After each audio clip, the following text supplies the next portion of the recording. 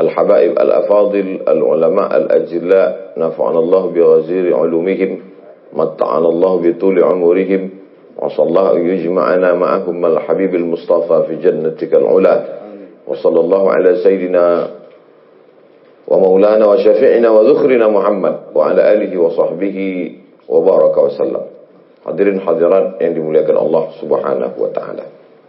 Kita sedang berhadapan dengan zaman yang luar biasa yang belum pernah dilalui oleh nenek moyang kita. Dulu orang jahat itu banyak, tapi kejahatannya ditutupi. Hari ini orang menampilkan kejahatannya dan mengajak orang berbuat jahat, membuat channel YouTube. Ada channel yang khusus mengajak, beribu maaf, mengajak minum khamar, mengajak berzina, mengajak menjadi LGBT. Dan undang-undangnya masih kabur, masih belum dibuatkan lagi. Bapak-bapak kita dari aparat pun bingung mau menjerat pakai pasal apa, karena belum ada perangkatnya. Begitu cepatnya perjalanan dunia ini. Maka ibarat menghadapi masyarakat ini seperti menghadapi orang sakit. Dari ujung rambut sampai ujung kakinya sakit. Apa obat yang kita tawarkan? Tidak mempan dengan tabligh akbar. Kita pun tak bisa tabligh akbar karena COVID ini. Maka kembalikan lagi umat ini kepada Al-Quran. Fa in tanaza'tum fi syai'in, kalau kamu bersilang pendapat, berselisih paham tentang sesuatu, farudduhu ilallah, balikkan kepada Allah, balikkan kepada Al-Quran. Begitu dulu para habaib datang ke negeri ini, mereka kembalikan umat ini lagi kepada Al-Quran. Maka dulu mereka membuat program maghrib mengaji. Dari maghrib ke isya, anak-anak berlari di tepi sungai ke surau. Berlari-lari memakai obor dari bambu buluh. Datang lagi ke surau-surau, menghidupkan lagi masjid. Maka kita sekarang sesuai dengan keadaan zaman. Kalau kebetulan dekat rumah kita ada masjid, kita hidupkan lagi. Kita cari lagi alumni-alumni pondok pesantren tahfiz Quran. Kita bangkitkan lagi, di awal dengan menghafal juz amma. Dari mulai An-Nas, Al-Falaq, Al-Ikhlas, sampai ke Amma Yatasa'alun. Untuk anak-anak kita supaya mereka ada ingatan dalam kepala mereka. Senyasar-nyasarnya, sesesat-sesatnya mereka hidup. Tahu mereka jalan balik di masa akan datang. Alhamdulillah. Ada di antara hamba Allah yang dibukakan Allah pintu hidayah. Dibukakan Allah Subhanahu wa ta'ala hatinya. Dan hari ini kita berada di tempat, mudah-mudahan tempat ini berkahi Allah Subhanahu wa ta'ala. Dibukakan Allah ta'ala pintu rezeki yang berlimpah kepada saudara kita. Istiqamah iman dan Islam. Dijauhkan dari segala malapetaka, bencana, musibah, penyakit. Dijadikan kita semua bersaudara karena Allah. Sehingga kita termasuk dalam golongan sab'atun yuzilluhumullah. 7 golongan yang mendapatkan naungan Allah. Yauma la dhilla illa dhilluh. Hari itu tak ada naungan kecuali naungan Allah. Al-mutahabbuna bijalalih. Orang-orang yang berkasih sayang. Kita berkasih sayang bukan karena kepentingan politik. Tidak ada kepentingan ekonomi. Kepentingan kita cuma satu. Ingin supaya umat ini kembali kepada Al-Quran. Kalau kita sholat di masjid, di pinggir jalan dalam keadaan musafir, risau kita mendengarkan bacaan imam yang salah dan keliru. Caci maki, sumpah serapah, menyalah-nyalahkan, tak menyelesaikan masalah. Kita mesti ada perjuangan panjang. Anak-anak yang kita didik hari ini, maka itu sesungguhnya adalah mencetak imam-imam masa depan. Dari maghrib ke isya, jangan lagi ada orang tua main handphone, jangan lagi ada laptop yang hidup. Kita matikan, hanya 45 menit, tak banyak, tak lama. Tapi insya Allah, kalau itu dilaksanakan setiap malam, dari mulai malam Ahad, malam Senin, malam Selasa, malam Rabu, malam Kamis, malam Jumat, semuanya stop. Balik lagi seperti dulu wirid Yasin. Balik lagi membaca surat Al-Kahfi, membaca tahtim tahlil, bermunajat kepada Allah di malam Sayyidul Ayyam.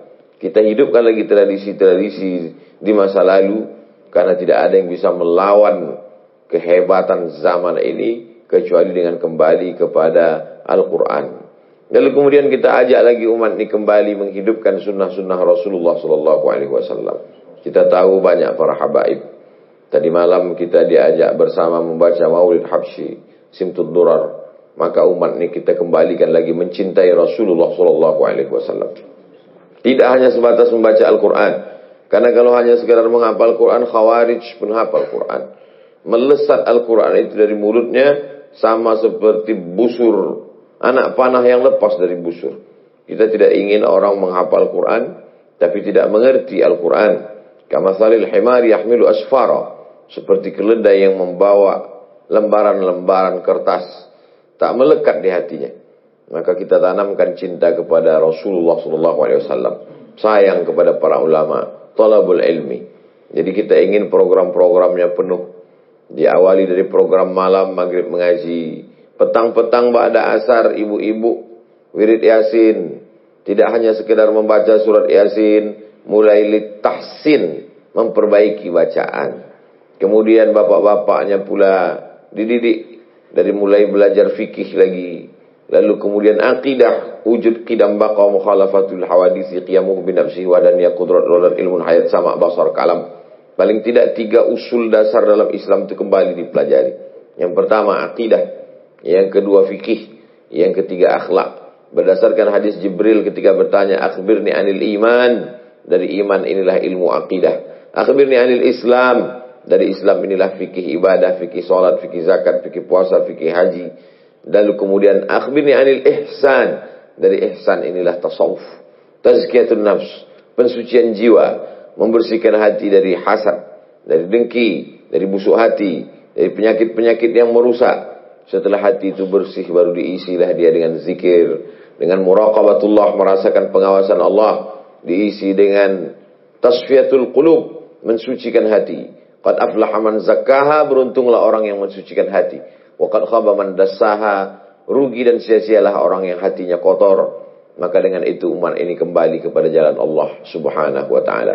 Prinsip kita, ud'u ila sabili rabbik. Kita tidak membuat ormas baru, kita tidak membuat partai baru, kita tidak membuat aliran baru. Kita menghidupkan yang lama, menghimpun umat, menjalani sunnah Rasulullah SAW. Ud'u ila sabili rabbik, ajak orang ke jalan Allah dengan cara bil hikmah, santun, kelembutan, wal mau'izatil hasanah, suri tauladan yang baik.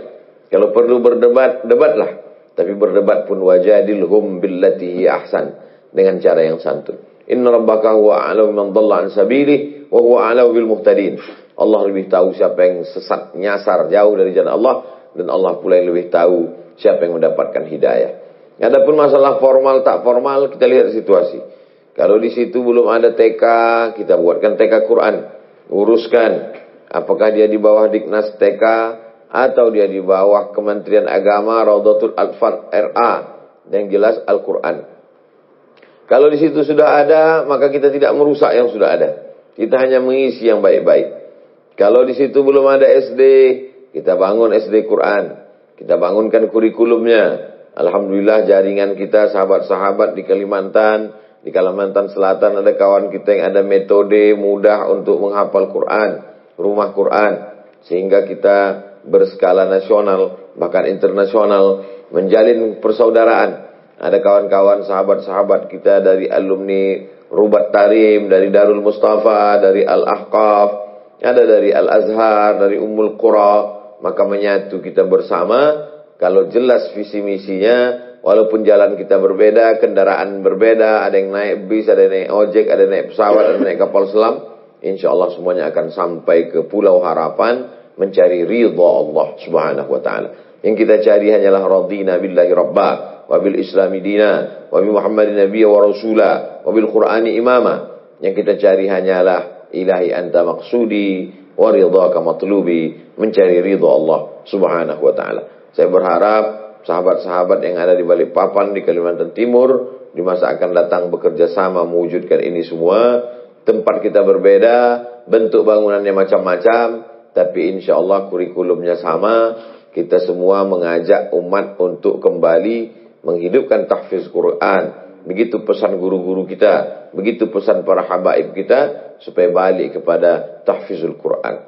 Anak-anak diajak lagi membaca kitab, mengenalkan Nabi SAW melalui Asy-Syama'il Al-Muhammadiyah, mengenalkan Nabi dengan membaca kitab, mengenalkan Nabi dengan membaca maulid, mengenalkan sunnah Rasulullah SAW. Sehingga kalau sudah itu terwujud, maka cita-cita kita ini bukan cita-cita sebentar. Yang kita didik hari ini anak-anak TK, yang kita baru bisa melihat buahnya 20-30 tahun akan datang. Tak sempat kita melihatnya. Tapi insya Allah, kalau rel ini udah kita pasang, batu-batunya kita pasang, kayu-kayunya kita pasang, berjalan dia, mati kita tak apa-apa. Karena kalau dia sudah berjalan, dia tak akan berhenti. Akan ada generasi berikutnya yang melanjutkannya. Ada yang menyumbangkan tanah, ada yang memberikan semen, batu bata. Maka kita harap sahabat-sahabat kita mengelolanya dengan baik, dengan amanah. Sesungguhnya umat ini banyak yang baik, yang lembut hatinya. Hanya saja masalahnya sekarang adalah masalah trust, masalah kepercayaan. Maka yang kita kedepankan bukan pribadi, tapi umat. Bawalah atas nama umat. Kalau kita membuat yayasan, ada rekening wakaf. Ada rekening wakaf yang tidak boleh diganggu-gugat. Dia mesti kekal abadi sampai hari kiamat. Dalam bentuk tanah, dalam bentuk semen, dalam bentuk batu bata, dalam bentuk besi dan ruko. Maka dia tidak boleh dirusak. Ada wakafnya wakaf manfaat. Ada wakafnya wakaf pakai. Berapa banyak jamaah yang mewakafkan rumah Al-Quran.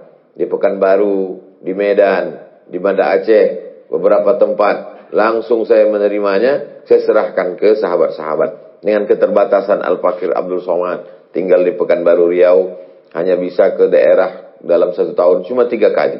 Saya ke Kalimantan 3 kali dalam setahun, ke Sulawesi 3 kali dalam setahun, ke Aceh 3 kali dalam setahun, 4 bulan sekali. Saya berharap kedatangan saya itu mampu menyatukan sahabat-sahabat, menyelesaikan masalah. Tak mau kita kedatangan kita justru membuat masalah baru. Alhamdulillah dulu kami tenang-tenang saja di Balikpapan. Setelah Ustaz Somad datang, disitulah baru muncul masalah. Nah, kita mau menyelesaikan masalah. Anak-anak yang tak bisa baca Quran, jadi bisa baca Quran. Anak-anak yang belum hafal Quran, jadi hafal Al-Quran. Ibu-ibu yang sebelumnya membuka aurat, ikut pengajian, menjadi takut kepada Allah, menjadi taat kepada suami, menjadi ibu-ibu yang baik, menebarkan sakinah, mawaddah, warahmah. Bapak-bapak yang sebelumnya tak mengenal Allah, menjadi mengenal Allah. Jamaah sebelumnya yang berkonflik, masalah mazhab, masalah ormas, masalah partai, menjadi bersatu. Mereka memahami itu semua hanyalah warna-warni, dinamis kehidupan. Tapi tujuannya semua adalah menjadi hamba Allah. Walau sya'allahu laja'alakum umatan wahidah. Kalau Allah mau dijadikannya kamu umat yang satu sudah lama.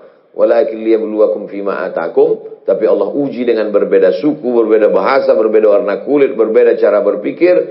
Siapa yang paling baik? Fastabiqul khairat. Berlomba-lomba dalam kebaikan. Saya mengucapkan banyak terima kasih kepada para habaib, kepada para ulama, kepada para sahabat, kepada para muhsinin yang sudah membuka pintu hatinya untuk menolong agama Allah bersama kita insyaAllah. Siapa yang paling baik, yang paling mulia di antara kita? Inna akramakum indallahi atqakum. Yang paling takut kepada Allah. Siapa yang paling mulia di antara kita? Yang paling tulus, paling ikhlas beramal karena Allah subhanahu wa ta'ala. Saya kira itu yang dapat saya sampaikan pada pagi yang penuh berkah ini. Mudah-mudahan kebersamaan kita ini kebersamaan yang bernilai amal soleh, yang dapat kita bawa sebagai bekal menghadap Allah subhanahu wa ta'ala. Di akhir majelis, mudah-mudahan majelis kita ini majelis yang diridhai Allah. Turun rahmat dan barakah. Kita sama-sama minta berdoa kepada Allah. Ala hazihi niyah wa kulli niyatin salihah. Al-Fatihah. A'udzubillahi minasyaitonir rajim. Bismillahirrahmanirrahim. Alhamdulillahirabbil alamin.